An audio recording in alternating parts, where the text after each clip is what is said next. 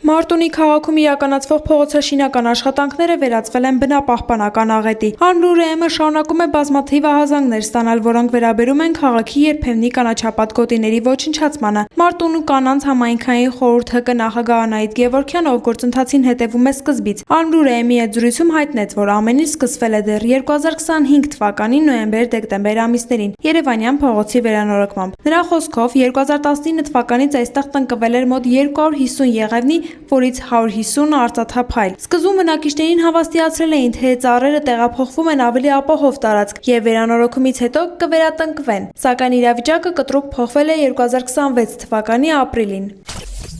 Ապրիլի 20-ին 21-ին ինձ ասացին, որ Միասնիկյան փողոցի վերանորոգումն է սկսվել եւ հսկա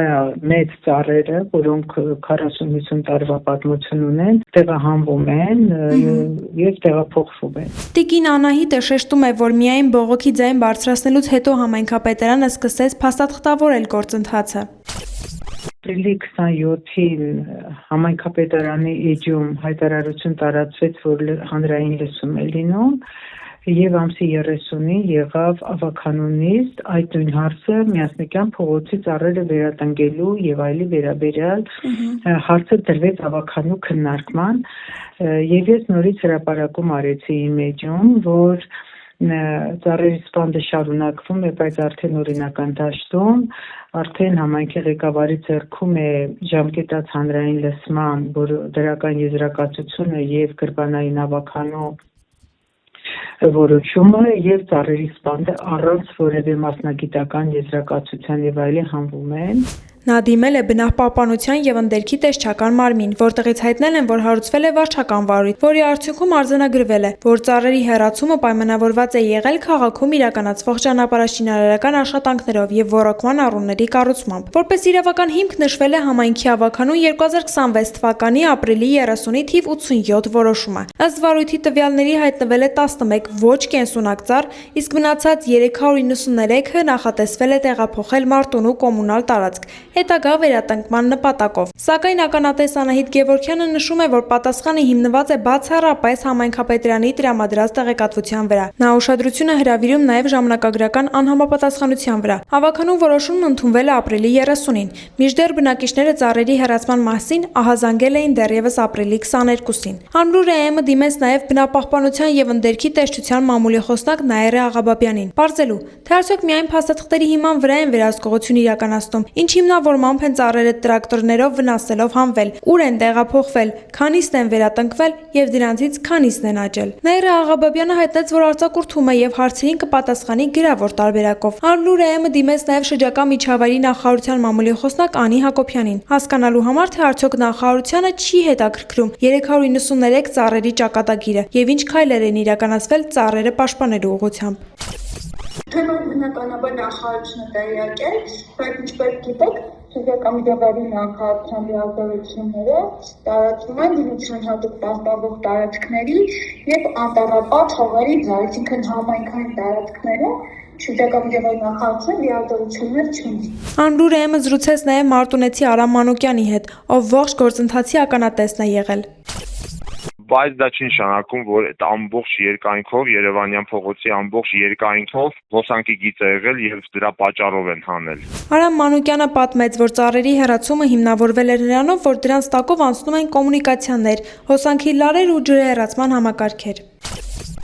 Բայց մենք տեսանյութում տեսնում ենք, որ այդ ջրահեռացման արդեն համակարգը կառուցված է եւ դրանից հետո է քանդվել։ Ծառերը դրանից հետո են հանվել։ Այսինքն, եթե խանգարում էր, պետք է հանվեին նոր այդ կոմունիկացիաները անեին։ Փաստորեն ամեն ինչը տեսանյութը փաստում է, որ իրենց ասածը եւ արածը չի համապատասխանում իրար։ Նա նաեւ հավելեց, որ համայնքապետի պնդումը, թե ամբողջ Երևանյան փողոցի երկայնքով հոսանքի գծեր կան, անհեթեթ է։ Բացի այդ, ծառերի տեղափոխման ժամանակ պատշաճ պայմաններ չեն եղել եւ ծառերը կոտրվել են, իսկ 150 փոքր եղևնիների ճակատագիրը անհայտ է։ Ըստ աղբյուրի, տեղահանված արծաթափայլ եղևնիների փոխարեն տնկվել են այլ ծառատեսակներ, բայց վստահ չեն արդյոք կամրանան, թե ոչ։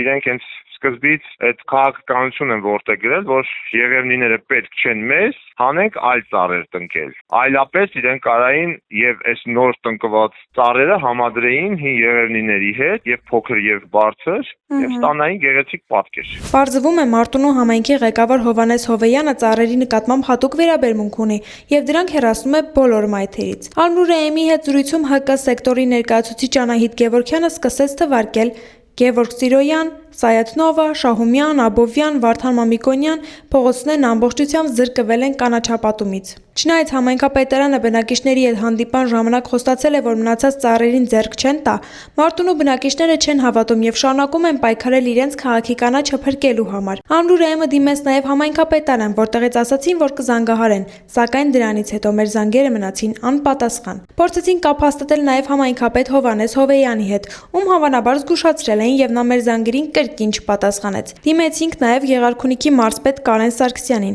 ով ասաց, որ դիմենք համայնքապետարան, իսկ հայտարարված 393 եղևնու քանակը համարեց սուտ տեղեկատվություն։ Ալնուր-ԷՄ-ը դիմեց նաեւ ՀՀ-ՆԳՆ ոստիկանություն պարզելու, արդյոք ծառերի սպանդի գործով որևէ քայլ իրականացվել է։ ՆԳՆ մամուլի խոսնակ Նարեկ Սարգսյանն ասաց.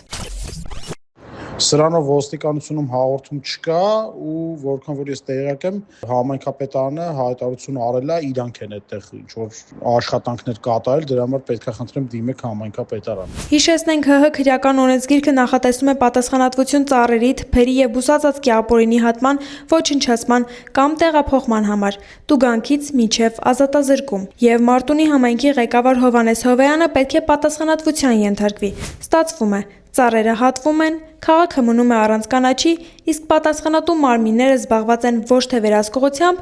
այլ պատասխանատվությունը միմյանց վրա գցելով։ Մինչ պաշտոնյաները լռում կամ արդարանում են, Մարտունու բնակիչները շարունակում են ապրել ասֆալտապատ, բայց ծառազուրկ քաղաքում, փորձելով գոնե բարձրաձայնելով փրկել այն, ինչ դեռ մնացել է։